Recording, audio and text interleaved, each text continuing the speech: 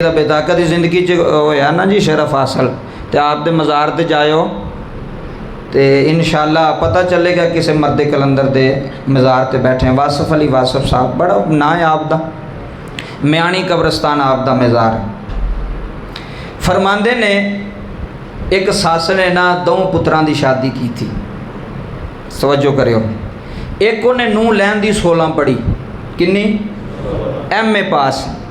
अज असी रिश्ते वेखन जाने तो अस पता क्या ना किन्नी पढ़ी जे, ग्रैजुएट 16 पढ़ी है, की कीता सू, केड़ी यूनीवर्सिटी च पढ़ी है, ऐ हुण निचोड़ कड्ढन लगा जे गल दा।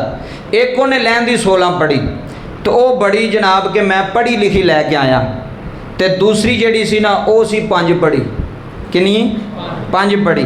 दो भी नूहां आ गईयां घर, दोवां पुत्रां दी शादी हो गई।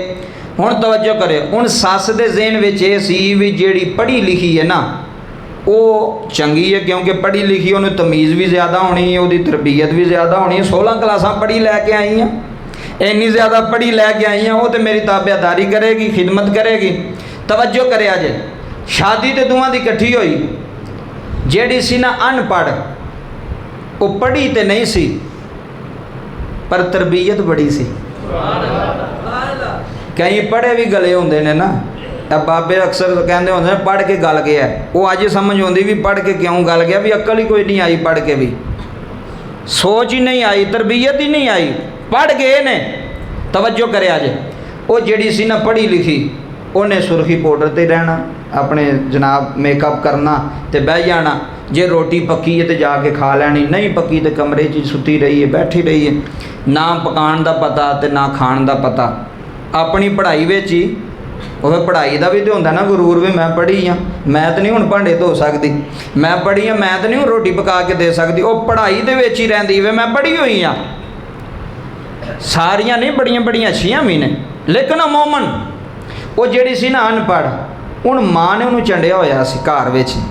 माँ ने दस्सिया सी भी पुत्तर रोटी किवें पकानी है, माँ ने दस्सिया होया सी कि पुत्तर खाना किवें पकाना है, माँ ने दस्सिया सी पुत्तर सस की खिदमत किवें करनी है, सहुरे की खिदमत किवें करनी है, बंदे की खिदमत करने किवें करनी है। हुण उन्होंने पता लग गया, पढ़ी कोई नहीं सी, तरबियत बड़ी सी, उन्हें पता की करना। थोड़ी थोड़ी देर बाद ना जी, ए वेखियो गौर, ए मावां सिखांदियां जे धीआं वसाण वालियां, उन्हें थोड़ी थोड़ी देर बाद सस कोल जाना, अम्मी जी कोई फ्रूट लैके आवां, अम्मी जी फलानी चीज़ तुहाडे वास्ते कट के लियाउंदी, अम्मी जी यह चीज़ तुहाडे वास्ते बेहतर है, तुसीं यह खाओ। सारा दिन थोड़े थोड़े वक्फे च ना उन्हें सस नूं थोड़ी थोड़ी चीज़ां देंदियां जाना, क्योंकि सस शुगर की मरीज़ सी, तो शुगर वाले तुहानूं पता भुख बड़ी लगदी।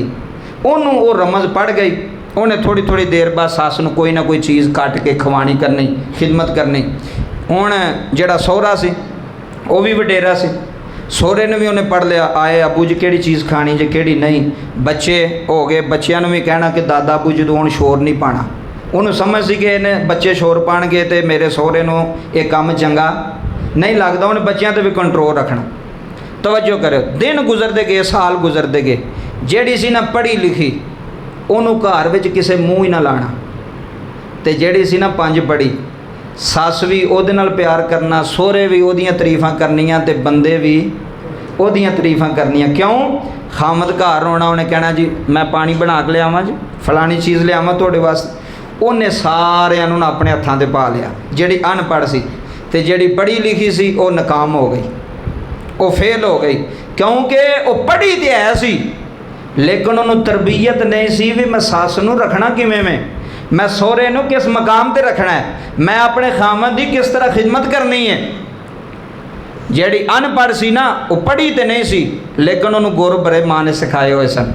आहिस्ता आहिस्ता वो जिहड़ी पढ़ी लिखी है ना, उन्हें आख्या जी मेरी तो कदर ही कोई नहीं है इस घर में, अजमें लड़ाई नहीं हो पाती है जी, मेरी तो मैनू तो पुछदा ही कोई नहीं, इनू सारे मूँह लाते हैं, वो कोल बहते हैं, हासा मजाक करते हैं, वो जनाब बड़ी चंगी लगती है तो मैं इन्होंने चंगी नहीं लगती। सस कह लगी चंगी दी गल नहीं, जिदों तू मेरे कोल ही नहीं बहना, मैनू पुछना ही नहीं, सहुरे नूं नहीं पुछना, खामद नूं नहीं पुछना, जिन्हें अपने आप च ही रहना वो किसी नूं चंगी लगनी। भावें वो मैं ना डबल MA किया होवे, उन्हें भावें 32 क्लासां पढ़ी होवे, जिन्हों तरबियत ही कोई नहीं, जिन्हों खाना पकाने का ही नहीं पता, ਜਿਹਨੂੰ ਆਪਣੇ ਬੰਦੇ ਵਾਸਤੇ ਰੋਟੀ ਪਕਾਉਣ ਦੇ ਤਰੀਕੇ ਦਾ ਨਹੀਂ ਪਤਾ ਵੀ ਰੋਟੀ ਪਕਾਣੀ ਕਿਵੇਂ में, मैं ਇਹਨੂੰ ਦੇਣੀ ਕਿਵੇਂ, ਖਵਾਣੀ ਕਿਵੇਂ में, ਉਹ ਫੇਲ ਹੈ औरत। ਉਹ ਜਿੰਨੀ ਮਰਜ਼ੀ ਵੀ ਪੜੀ ਹੋਵੇ ਫੇਲ ਹੈ। ਕਿਉਂਕਿ ਬਜ਼ੁਰਗ ਫਰਮਾਉਂਦੇ ਨੇ ਲੋਕ ਕੰਮ ਨਹੀਂ ਚੰਮ ਨਹੀਂ ਵੇਂਦੇ, ਲੋਕ ਕੀ ਵੇਂਦੇ ਨੇ, ਕੰਮ ਵੇਂਦੇ ਨੇ।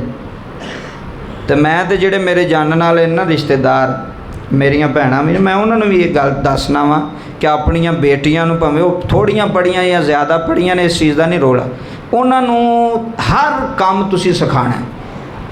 ਖਾਣਾ ਪਕਾਉਣਾ ਉਹਨਾਂ ਨੂੰ ਆਵੇ, ਭਾਂਡੇ ਧੋਣ ਉਹਨਾਂ ਨੂੰ ਆਉਣ। ਉਹ ਇਹ ਨਾ ਕਹਿਣ ਜੀ ਸਾਡੇ ਹੱਥ ਕਾਲੇ ਹੋ ਜਾਂਦੇ ਨੇ ਭਾਂਡੇ ਧੋਈਏ ਤੇ ਕਿੰਨੇ ਧੋਣੇ ਨੇ।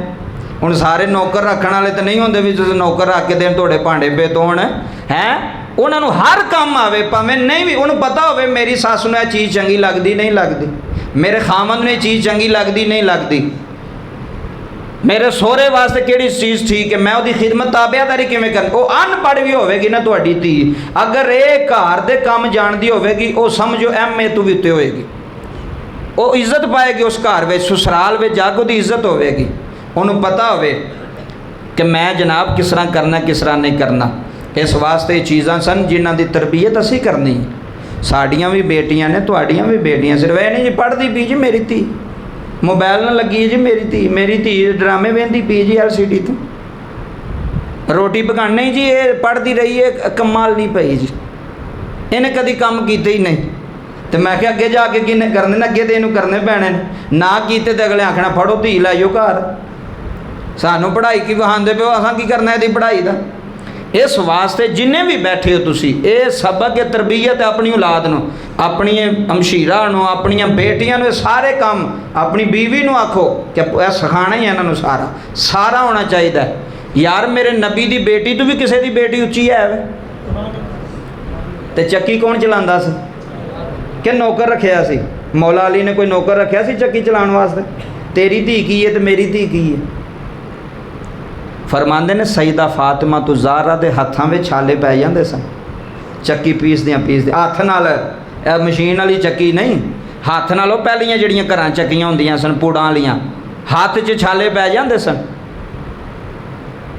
ਜਨਾਬੇ ਜ਼ਾਹਰਾ ਤੇ ਇਹ ਤਾਂ ਕਦੀ ਨਹੀਂ ਸੀ ਆਖਿਆ ਮੈਂ ਨਬੀ ਦੀ ਬੇਟੀ ਹਾਂ, ਮੈਂ ਚੱਕੀ ਪੀ ਹਾਂ, ਮੈਂ ਮੁਸਤਫਾ ਕਰੀਮ ਦੀ ਸ਼ਹਜ਼ਾਦੀਆਂ ਲਖਤੇ ਜਿਗਰ ਹਾਂ, ਮੈਂ ਪਾਣੀ ਦੇ ਮਸ਼ਕੀਜ਼ੇ ਚੁੱਕ ਕੇ ਲਿਆਵਾਂ, ਮੈਂ ਤਾਂ ਨਹੀਂ ਕਰ ਸਕਦੀ। ਇਹ ਤਰਬੀਅਤ ਤੁਸਾਂ ਕਰਨੀ, ਇਹ ਤਰਬੀਅਤ ਘਰ 'ਚ ਅਸਾਂ ਕਰਨੀ। ਭਾਵੇਂ ਨਹੀਂ ਵੀ ਪੜ੍ਹੀ ਧੀ ਭੈਣ, ਲੇਕਿਨ ਸਾਰੇ ਕੰਮ ਉਹਨੂੰ ਆਉਣੇ ਚਾਹੀਦੇ ਨੇ ਘਰ ਦੇ, ਹਰ ਕੰਮ ਦਾ ਉਹਨੂੰ ਪਤਾ ਹੋਵੇ, ਖਾਣ ਪਕਾਉਣ ਵਿੱਚ ਅੱਛੀ ਹੋਵੇ, ਹਰ ਚੀਜ਼ ਸਫਾਈ ਸੁਥਰਾਈ ਵਿੱਚ ਅੱਛੀ ਹੋਵੇ। ਅਸੀਂ ਬੜੇ ਬੜੇ ਘਰਾਂ ਜਾਂਦੇ ਵੇਨੇ, ਬੜੇ ਬੜੇ ਪੜ੍ਹੇ ਲਿਖੇ ਬੰਦੇ ਹੁੰਦੇ ਨੇ, ਘਰਾਂ 'ਚ ਸਫਾਈ ਕੋਈ ਨਹੀਂ, ਸਫਾਈ ਕੋਈ ਨਹੀਂ, ਉਹ ਕੱਪੜੇ ਉੱਧਰ ਡਿੱਗੇ, ਜੁੱਤੀਆਂ ਉੱਧਰ ਡਿੱਗੀਆਂ, ਸਫਾਈ ਦਾ ਪਤਾ ਹੀ ਕੋਈ ਨਹੀਂ। ਤਾਂ ਉਸ ਪੜ੍ਹਾਈ ਨੂੰ ਕੀ ਕਰਨਾ ਜਿਸ ਨੂੰ ਸਫਾਈ ਦਾ ਵੀ ਨਹੀਂ ਪਤਾ। ਇਸ ਵਾਸਤੇ ਅੱਲਾਹ ਪਾਕ ਸਾਨੂੰ ਸਾਰਿਆਂ ਨੂੰ ਇਹਨਾਂ ਚੀਜ਼ਾਂ ਦੇ ਅਮਲ ਦੀ ਤੌਫੀਕ ਅਤਾ ਫਰਮਾਏ। ਅੱਲਾਹ ਸਾਰਿਆਂ ਦੀਆਂ ਧੀਆਂ ਦੇ ਨਸੀਬ ਅੱਛੇ ਫਰਮਾਏ। ਕਿਉਂਕਿ ਇਹ ਜ਼ਿਲਹਜ ਦਾ ਮਹੀਨਾ ਜਾਰੀਓ ਸਾਰੀ ਹੈ। 18 ਜ਼ਿਲਹਜ ਨੂੰ